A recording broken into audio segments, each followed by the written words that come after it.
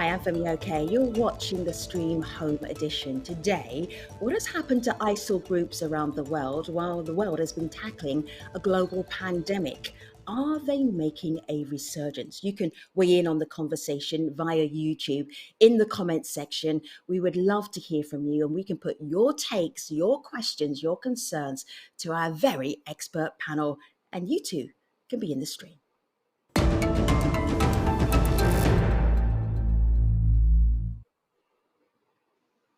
I'm going to say hello to the guests. The guests will introduce themselves to you. Georgi, it is good to see you. Can you tell everybody who you are?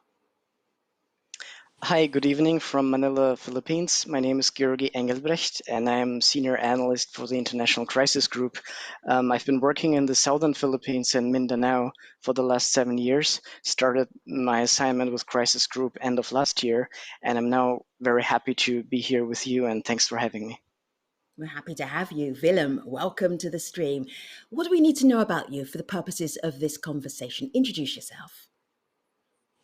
Good afternoon from Pretoria in South Africa. I'm Willem Els. I work for the Institute for Security Studies, where we focus in my section on CVE and also counter-terrorism. And we have a big interest in what is happening at the moment in the northern parts of Mozambique. Nice to have you. Looking forward to hearing about Mozambique. And Eamon, thank you for being on the stream. What do we need to know about you before we get the conversation started? Hello from Swansea in Wales in the UK. My name is Ahmed Tamimi. I am a doctoral researcher at Swansea University, focusing on the role of historical narratives in Islamic State propaganda, and I am a fellow at George Washington University's program on extremism, where we focus on translation, redaction, and analysis of Islamic State documents recovered from Iraq. And so my main focus has been on Islamic State within its epicenter, its core, as it were, in Iraq and Syria. Mm-hmm. Well, there's so much expertise in this show, live by way of our guests and also on tape as well. So it's going to be a real think tank about what is happening with ISIL right now. Eamon, can you just give us your take on when there is a major event, a big story that takes countries' attention away from maybe dealing with issues with armed groups, etc.? What happens with those armed groups when people are not paying attention to them? Well, in the case of Islamic State, to take the case of Islamic State, they themselves have commented on the coronavirus pandemic and how it's caught the attention of the world. But they themselves had their own view of it evolved over time. At first, actually, they were quite cautious about the coronavirus pandemic, warning against the idea that it was necessarily a punishment from God against the non-Muslims, because they said it's possible this could infect Muslims as well. So precautions need to be taken. But then over time, as the coronavirus increasingly became the epicenters of the pandemic, increasingly were in the West, Iran, these kinds of countries. They took this more firm view that it's a punishment primarily against non-Muslims, and they called on their own fights and supporters to try to take advantage of this to step up attacks and take advantage of their own preoccupation in turning inwards on dealing with this pandemic and trying to contain it. So they definitely saw it as an opportunity. But whether this has actually really led to a resurgence in operations, I think, is something that is a question I think that you see it very come often whenever there's an apparent surge in IS attacks on the ground in one particular place. But it tends to overlook long-term trends and tends to be short-sighted in its view. Guess I want to show you this extraordinary headline. It's from India Today. And here's the headline: Islamic State tells Indian Muslims to be coronavirus carriers. And let me just click here. Believers stand tall. It's time for kafir to fall. Georgi, let me just bring you in here. Have you seen anything in your region where ISIL is actually using the pandemic, almost weaponizing it? What are you seeing? Well, in the Philippines, at least, particularly in Mindanao, I think it was still a very ambiguous relationship between the pandemic and armed groups affiliated or at least linked to ISIL. Basically, we had some messaging on social media. For instance, when Friday prayers were cancelled because of the pandemic, and then of course there was this message that this is not a good idea for Muslims and that we should still go to the mosques, and even trying to conduct probably some recruitment. But ultimately, I do not think that it has really been employed a lot, and members of these armed groups have been also struggling with the pandemic, struggling with their livelihoods, struggling with the ability to stage operations. So I think they didn't really succeed that much, and in that sense I would not really talk about a resurgence, but rather a continuation of the very precarious situation they've already been in. Willem, I want to catch up on what's happening in Mozambique. Unless you're in Southern Africa, this may be a surprise to you that ISIL has a presence in Southern Africa. But I want to go via Chelsea Damon. Chelsea Damon is a terrorism research at American University. We asked her what's been happening with ISIL recently, and she gave us some figures, some stats, some information. Here she is. Since the beginning of the pandemic, we've seen ISIS taking advantage of states' attention on the virus, as well as the restrictions that the virus has placed on security forces to increase attacks. U.S. Central Command data from January through May 2020 shows an increase in ISIS attacks in both Syria and Iraq, with more attacks specifically in Iraq. On a happier note, the Rojava Information Center released a report today on August 10, 2020, showing that in July, ISIS attacks went down 24% in Syria, with the majority of attacks being in the Deir el-Zor region. So, Willem, I want to share a headline from April. And this headline is Mozambique admits presence of ISIL-affiliated fighters. I'm just going to scoot down here. Can you update us on this situation and how ISIL got into Mozambique?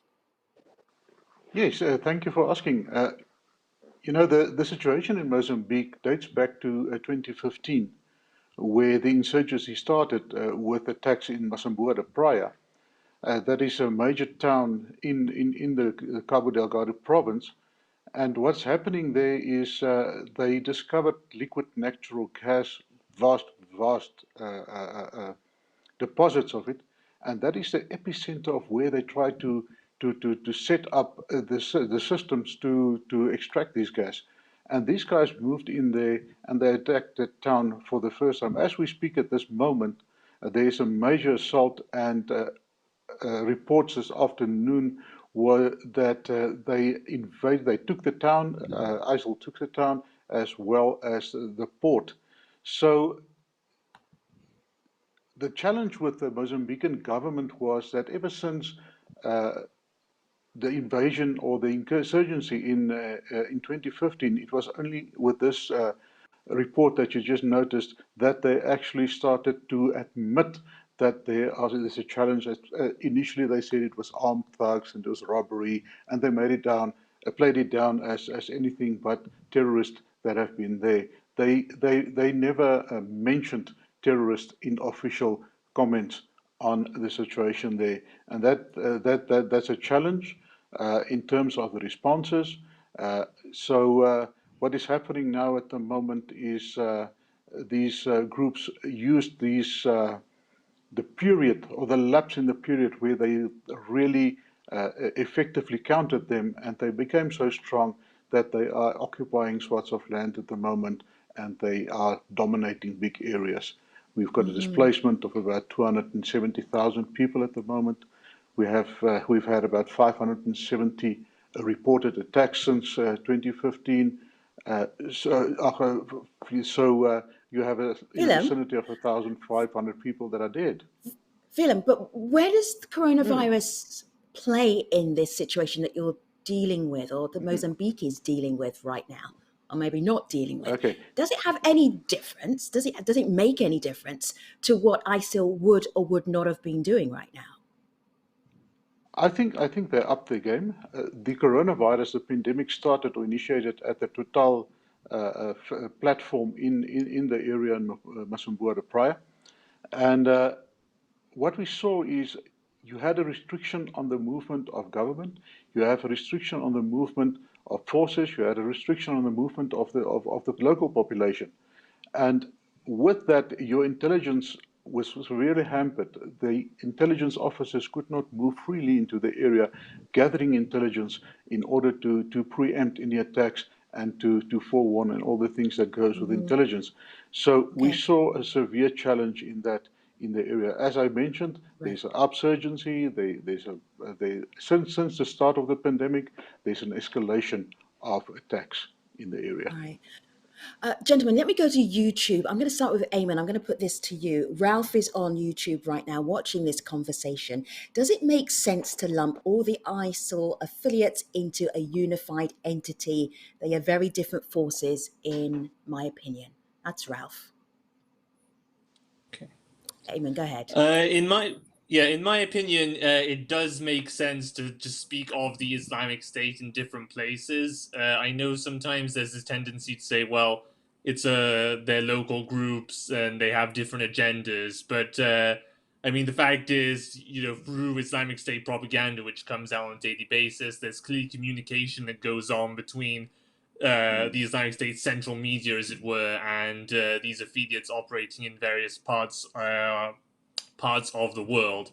And certainly the Islamic State, through its propaganda, tries to convey a unified vision, as it were, which is basically to say that they hope that they can just keep wearing down their enemies through incessant operations, and that eventually they will achieve something called temkeen, or enabling, in the land, which would means to basically recreate the kind of success they had in 2014 and 15 when they took over swaths of territory in Iraq and Syria, and displayed this state project that they had.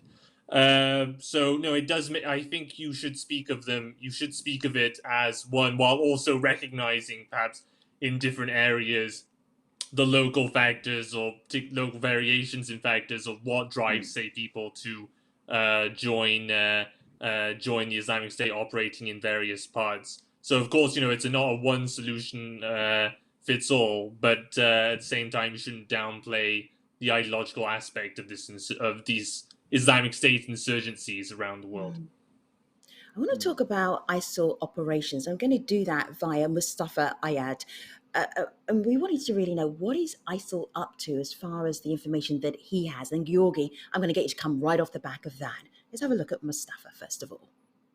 As governments grapple with the pandemic, ISIL is not so much as resurging as adapting its tactics and strategies, using support groups and support bases on large and small platforms. ISIL is now in control of pages, groups, and profiles hacked through various methods in the thousands in order to spread its propaganda. It's setting up new websites, new repositories of content that can feed an online ecosystem that it's been building over the past 8 months. Georgi, remind us what's happening in the Philippines. Where are you concerned and what tactics are being used right now? Well, that comment by Mustafa was certainly very interesting. I find it very also interesting to remark that actually a website of one of the early affiliates of the Daesh group in Mindanao was actually existing around 2013 to 2014. After that, it was already blocked and not active anymore. So this online ecosystem, at least in Southeast Asia and most probably the Philippines, is of course developing through other means of communication, such as Facebook, Telegram. But I would still not say that it is so immense that ISIS Central is the driving force behind it, because the situation in the Philippines is really driven by specific local factors. And I think in that sense, the global system of ISIS Central also has to adapt, because otherwise they won't have any success. And I think that still explains why in Mindanao, at least, that group is still trying to communicate centrally, but it is not that successful, because ultimately the conflict comes from very specific conditions in Mindanao itself. Kiefer Kaufman. Hi, Kiefer. Thank you for watching on YouTube. Hi, YouTubers. Kiefer Kaufman, he's based in the US, so he's on the West Coast in Los Angeles. He wanted to know, how do we best balance between Western intervention, which may often be counterproductive, while not turning a blind eye to ISIL proliferation throughout the Middle East, Southeast Asia, and Africa? Willem, do you want to handle that? How helpful is it to have the West looking at different parts of ISIL's operations if it's not in their region? What would you say to that? We need to be very careful due to the sensitivity of Western forces coming in to help. You know, the challenge, it plays two parts. The challenge is Mozambique is part of a region called the Southern African Development Community, SADC, and they've got a defense pact, and they are there to look after each other. But the reality on the ground is with the COVID-19 pandemic and other factors that we have, the economies of these countries are not very strong at the moment. They do not have these resources to effectively mobilize their forces. They have got a standby force that is there in name. They had some exercises, but in order to deploy them, even if these Western forces can fund them, maybe that will work and keep it local. The moment you've got some external forces coming in from Europe or from other countries, there tend to be sensitivities around that in the region and not accepted that well. So maybe there should be an holistic approach. I also saw that one of the commanders of the Africa forces of the Americans, he mentioned that we should refrain from just looking at a military force to come in and help, even to help. We have to look at the socioeconomic, we have to look at upbuilding the country, we have to look at the needs, because why are these people there? Why is there a gap for them to be there? Is because we created a situation for them to thrive in, and to rather look at those factors and more holistic approach in dealing with it. Mm-hmm. I like the way you phrase sensitivities in the region. It sounds like something happened or things happen which get out of control because of not understanding local culture. Do you want to give us an example? You don't have to tell us exactly the story. You don't have to mention names, Now, but that would be interesting to hear that.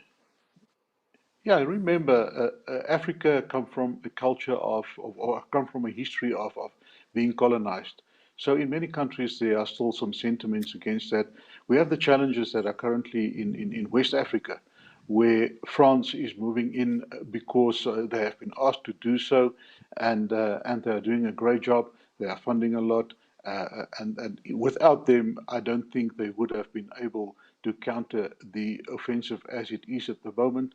We see the other side of the coin, where the American forces come in and they have, for instance, the drone attacks, and sometimes there's collateral. It's unavoidable in Africa that's so densely populated that you have civilians that also get in the line of the fire, and sentiment is turning against them in that sense. So the tactics that are being used are not always conducive. So where we saw in countries like Kenya, where the Americans and the British and some of the other European countries as an ally of the West, Kenya is working together with them. They are facilitating, and then they help Kenya to move in and to deal with the situation. So they are capacitating the local forces to counter the situation, rather than sending in boots on the ground and countering the attack, countering the terrorism forces. Gentlemen, let's talk about the coronavirus as a recruitment tool, possible recruitment tool. I want to go via Amaranth Amarasingam. He's assistant professor at Queen's University. We asked him about recruiting and ISIL, and this is what he told us. I think it was inevitable that the Islamic State would use the virus in some form as a propaganda tool. They initially argued that it was a punishment from God for Western powers defeating the Islamic State on the ground and things like that. But this added concern that many of us had, that as young people spend more and more time online, as they spend more time in potentially harmful spaces, that it could lead to offline violence and offline radicalization, largely hasn't happened. And so while it's important to stay vigilant and help young people through a lot of the social changes that we're seeing, it's also important to not overreact when it comes to the potential this might pose for extremist violence as we see it. Eamon, go ahead. Yeah, in terms of Islamic State's own discourse, they, as I'd actually mentioned, they had the view of it evolved over time. So initially, they didn't necessarily come to straight away to the conclusion that it's a punishment from God against non-Muslims, because they said, well, like for example, the plague in 7th century Syria, when many of the Prophet's companions died, this is also something that could afflict Muslims. It's just because the Western countries turned out eventually to be the epicenters that they then they stuck more firmly to this line that it's punishment from God. But in terms of actual recruitment, they talk less about this and more about their hope that the preoccupation of, say, the Western countries with containing the virus, but also in relation to broader crises that are facing, say, countries like the United States. For example, they leaped on the Black Lives Matter protests that spread, and they said, well, just as the world got it wrong about coronavirus and didn't think it would spread around, so people are potentially wrong about these protests you see in the instability not spreading, say, from the US to other countries. So it's more like they look for whatever they can find to try to say, well, this is an opportunity for our supporters to seize the opportunity of their own preoccupation and launch attacks. But in terms of recruitment and so on, they haven't talked much about that in their discourse, other than they always constantly emphasize the obligation of taking up this cause to fight for the Islamic Caliphate. So in that regard, I don't have really much to add to Amarnav's remarks. Sure. I feel like what we've done in today's show is we've done a little conference of counterterrorism experts. There's one more I want to share with you. Joseph M. Brown, Assistant Professor of Political Science. He talks about the risk of this moment, this global pandemic. This is what he told us earlier. The Islamic State and its precursor organizations have clawed their way back from the brink of oblivion before, in 2012, for instance. And when they have done so, it is by highlighting the perceived corruption and ineptitude of the governments around them. There's a risk that they could do this again. They can say the government has failed to get the health crisis under control, the economy is flagging, our way is a better way. What do you have to lose by supporting us? So I think this is a moment of risk that the Islamic State could again exploit a crisis to claw its way back. Georgi, do you feel that there is this risk in the Philippines? Well, of course, the risk is always there because the social tensions and the pressures that emerge on the population, not only in Mindanao, but in other parts of the country, is obviously there. But interestingly, I would still highlight the fact that local factors matter a lot, not only with respect to that most of the groups inside Mindanao operate according to a logic of their own, but also that even these smaller groups on their own have very big differences between themselves in terms of ethnicity, culture, and also approach to exploiting or not exploiting this pandemic. In Mindanao, for instance, most of the armed groups who have links to ISIL, they are rather on a defensive position. They have to survive as well because the pandemic does not only hit the police and the military, but them, and on a similar level. So in that sense, they're playing a waiting game. I think they try to reach out, but sometimes it's also very hard. So self-preservation comes first. And then again, it would not mean it's actually a resurgence, but rather staying alive and floating on the area to make sure that, okay, we can survive this crisis, this pandemic, and still continue with our agenda after it. Because many trends have been happened before, during, and will certainly continue even after. And the pandemic did not really shift things significantly. Sure. Georgi, Willem, Ayman, thank you so much for talking about a story that is not in their headlines, but it doesn't mean it isn't happening, as you've proved so expertly. Thank you, YouTubers. We really appreciate you being in the conversation today. That wraps up our look at ISIL groups around the world and what they're getting up to during the global pandemic. Thanks very much for being part of the show. I will see you next time. Take care. Thank you.